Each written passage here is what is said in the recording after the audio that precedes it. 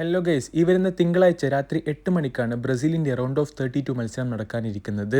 അതെ, Asian വമ്പന്മാരായിട്ടുള്ള ജപ്പാനെതിരെയാണ് Brazil കളിക്കേണ്ടതും. ഒരു വമ്പൻ പോരാട്ടം തന്നെയാണ് ആരാധകർ പ്രതീക്ഷിക്കുന്നത്. ജപ്പാനൊക്കെ ഒരിക്കലും നിസ്സാരമായിട്ട് കാണാൻ സാധിക്കില്ല എന്നുള്ള കാര്യം എല്ലാവർക്കും അറിയാമല്ലോ. പക്ഷേ ബ്രസീലിന്, പ്രത്യേകിച്ചും നെയ്മർ ജൂനിയറിനുമൊക്കെ നല്ല റെക്കോർഡാണ് ജപ്പാനെതിരെയുള്ളത്. ആ ഒരു പ്രതീക്ഷയിൽ തന്നെയാണ് ബ്രസീൽ ആരാധകരും കാത്തിരിക്കുന്നത്. ഏതായാലും കഴിഞ്ഞ 3 വേൾഡ് കപ്പും ആര് നേടുമെന്ന് കൃത്യമായി പ്രവചിച്ച് ശരിയായ ഒരു മനുഷ്യനുണ്ട്. ജർമ്മൻ ഗണിതശാസ്ത്രജ്ഞനായിട്ടുള്ള ജോവാക്കിം ക്ലെമന്റ് ആണത്. തീർച്ചയായിട്ടും ഈ തവണ നെതർലാൻഡ്സ് കിരീടം നേടുമെന്നാണ് അദ്ദേഹം പ്രവചിച്ചിട്ടുണ്ടായിരുന്നത്. അദ്ദേഹത്തിന്റെ പ്രഡിക്ഷൻസ് ഒക്കെ വേൾഡ് കപ്പ് വരുമ്പോൾ ആരാധകർ വലിയ ആവേശത്തോടു കൂടി ഉറ്റുനോക്കുന്നതാണ്. കാരണം കഴിഞ്ഞ 3 വേൾഡ് കപ്പിലും അദ്ദേഹം പറഞ്ഞത് ശരിയായിട്ട് സംഭവിച്ചിട്ടുമുണ്ട്.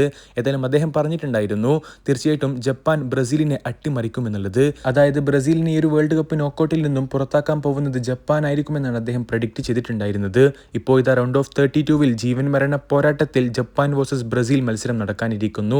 എന്ത് സംഭവിക്കും എന്നുള്ളതിലാണ് ഇപ്പോൾ ആരാധകരൊക്കെ ആവേശത്തോടു കൂടി ഉറ്റുനോക്കുന്നതും. ഏതായാലും ബ്രസീൽ തകർപ്പൻ പ്രകടനം നടത്തിക്കൊണ്ട് മുന്നേറും എന്നുള്ള പ്രതീക്ഷയിലാണ് ബ്രസീൽ ഫാൻസൊക്കെ കാത്തിരിക്കുന്നത്. നിങ്ങളുടെ അഭിപ്രായങ്ങൾ എന്താണ്? ഏതായാലും ഏഷ്യൻ വമ്പന്മാരായിട്ടുള്ള ജപ്പാൻ ബ്രസീലിനെ അട്ടിമറിക്കുമോ? അടുത്തൊരു വീഡിയോ ഭാഗത്ത് വീണ്ടും കാണാം. ചെറിയൊരു ഗുഡ് ബൈ.